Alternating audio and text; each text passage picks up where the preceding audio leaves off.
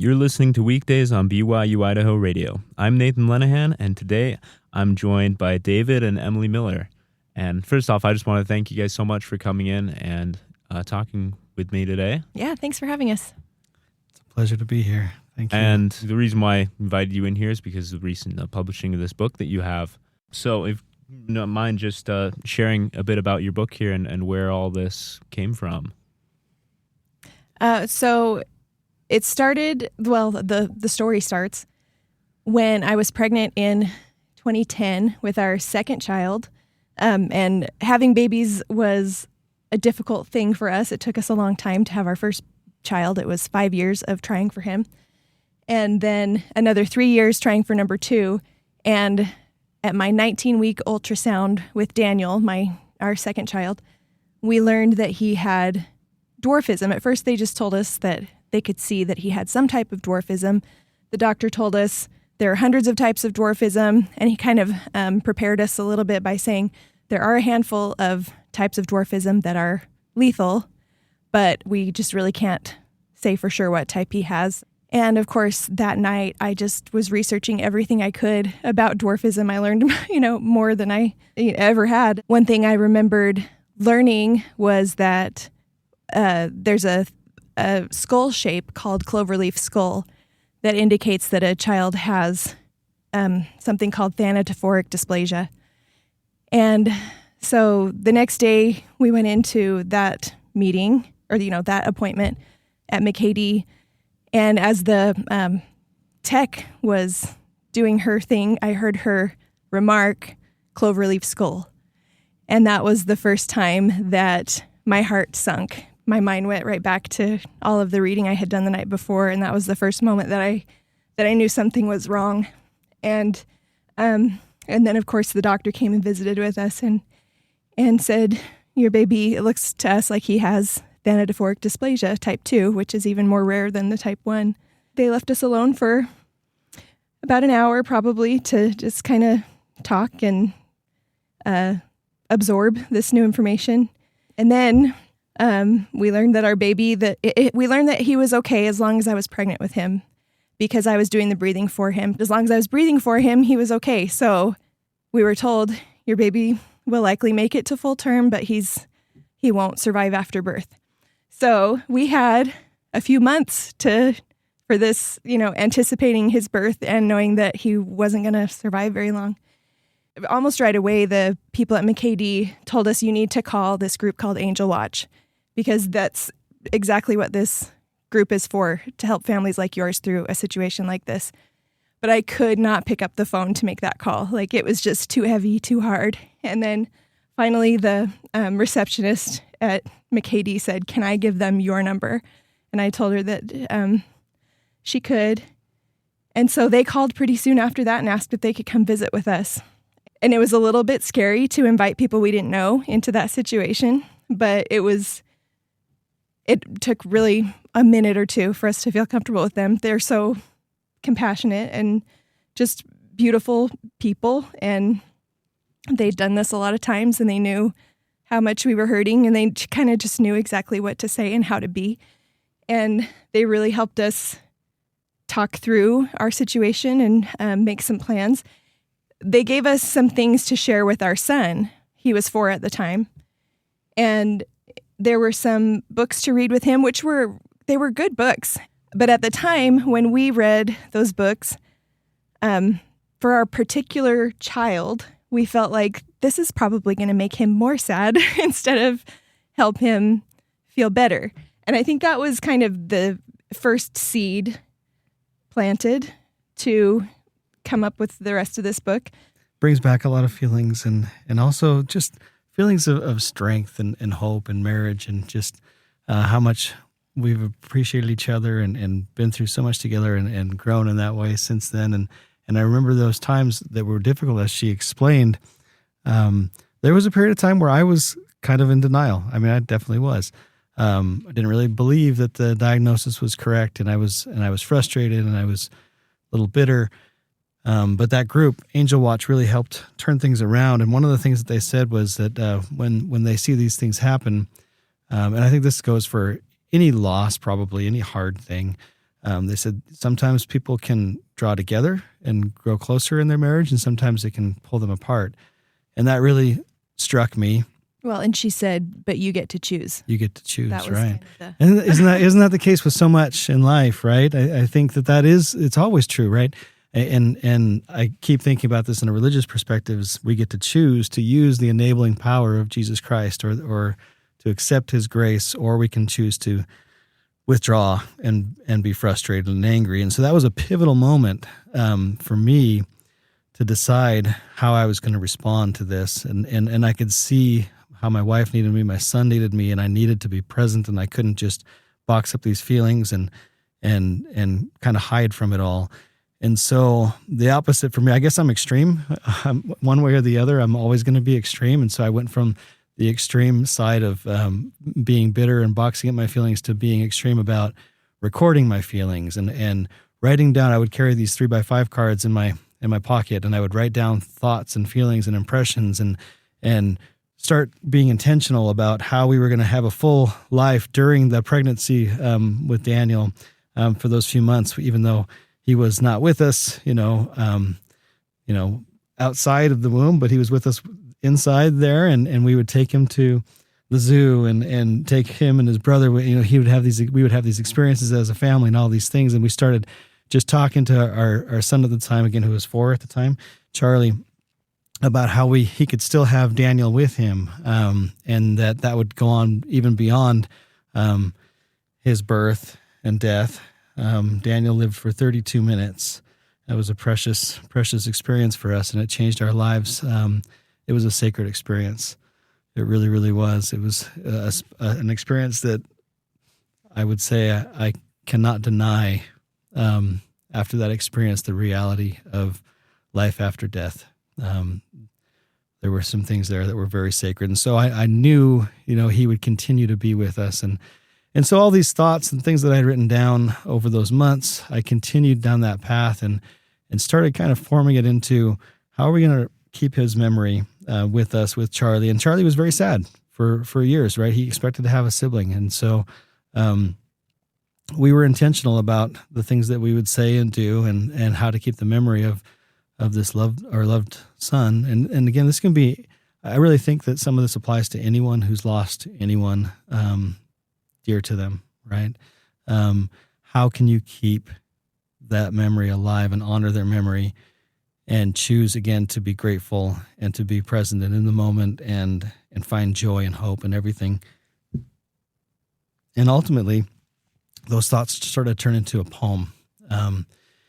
And there's a little poem in the book specifically for fathers, actually, that's separate from the book. As I was writing my own feelings, and because we were part of this group, Angel Watch, sometimes we would run into other couples. We would talk to other couples, and I would find other fathers that were going through similar feelings that I was going through. And so I would share that poem with them. And then the rest of the book started to take shape, and it was something that we would just read as a family and take care of as we had more children, and just continued to bring this up and the idea of how we can have a full, happy life for those that we miss, instead of just kind of tucking that away and just being sad and not talking about it. That's how it started to take shape. And then a few years later, Dave actually first discovered Shanna Keegan. She is an artist who graduated from BYU-Idaho, and she had I think it was her senior project that was on display in the Sporey. And Dave just loved her style. It was whimsical and colorful and just a lot of fun. It just seemed like the perfect fit for the feel that we wanted for the book. So we got in touch with Shanna, and she was happy to join us on our project, and she illustrated it for us. And I really do believe that it could not have turned out any better. I think the illustrations are just perfect for what we were going for. So, and then eventually we got it all together, got it formatted, and we chose to go ahead with self-publishing, partly just so we didn't have to answer to anybody else about what was in there, and finally got it done and just started printing it in the last few months.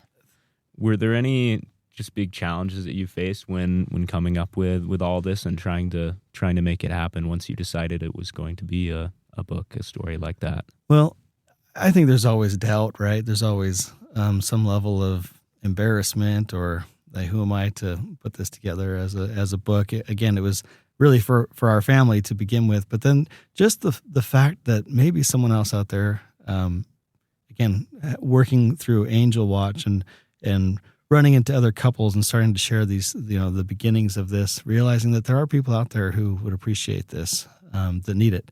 And so if it can help anybody, I just figured it doesn't have to be, a masterpiece, but I hope that the feeling that it delivers is what someone needs in the right time. And before you started writing the poetry that eventually came into this book, did you write a lot, or was that something you did often, or is it just something that came from this? I would say not necessarily a writer in terms of writing anything of length, but I would frequently write down thoughts that were important.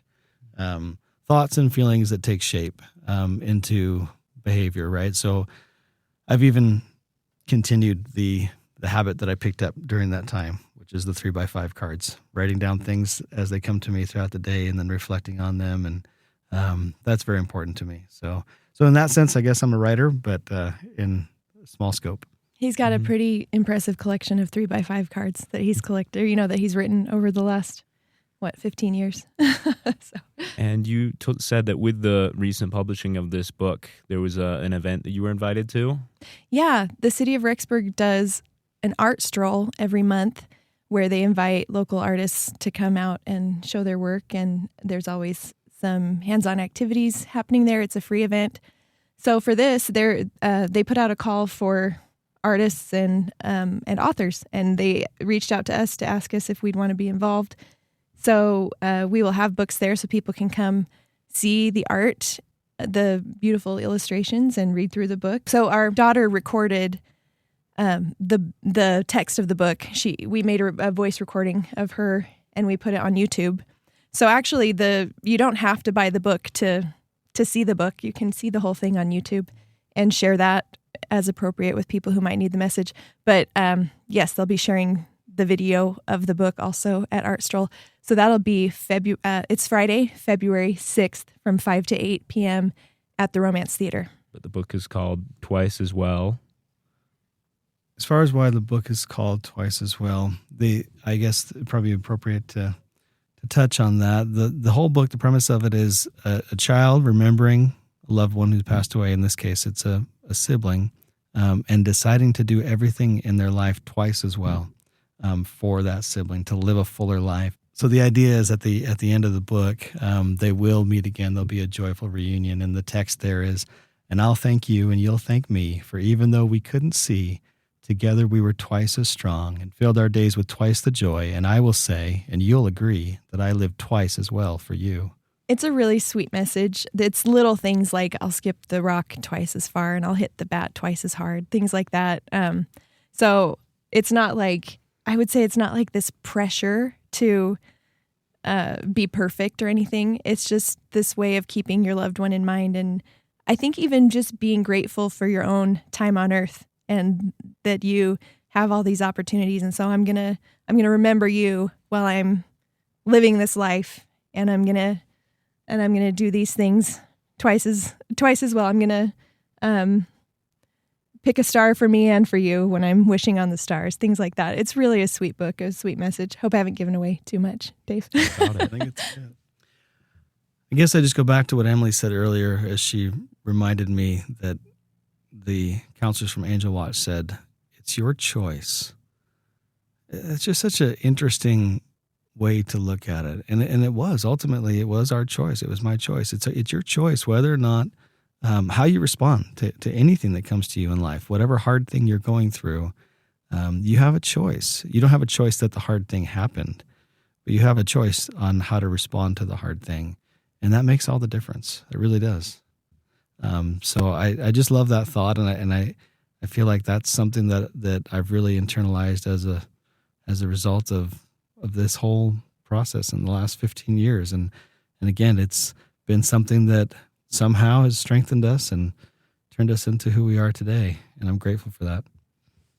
And I would add, I just hope people will share this message with people who might be hurting, who might benefit from hearing the message. We've made it easily shareable by putting it on YouTube. If anyone feels like it would be valuable to them to have the physical copy, they can order it from Amazon just by searching for Twice as Well. We would love to see it in hospitals where they give things like this to bereaved parents. We received things like that when Daniel was born, just nice little gifts from the hospital and from people who had contributed things like that to the hospital. The overlying premise of the book is that there is life beyond this life, and that we have something to look forward to. And that's obviously only possible through the atonement of Jesus Christ. And I think both the enabling and redeeming power because of the resurrection, but because of the fact that we can have hope and faith and action today as we give up our wills toward Him and trust Him and act in faith, then we can become more than we are. And as a family, we can become more than we are. So all the things and the principles that you find in the book are really based on that. And so to me, that's the heart of it all. Yeah. And I would also say a main theme is just honoring the people that we love by continuing to live fully, by not letting a tragedy destroy you, but letting, allowing yourself to continue to have a full, happy life. And it comes to the point where you start to feel grateful even for the tragedy, which is a really hard and strange thing to say, right? But if you can truly be strengthened by it, which again is possible through Christ, then you start to say, you know what? We are a better, stronger family because of this. I'm a better person because of this. Thank you so much for sharing that. And Dave and Emily, thank you so much for coming in. Yeah, and, thanks for taking having this us. time to share it.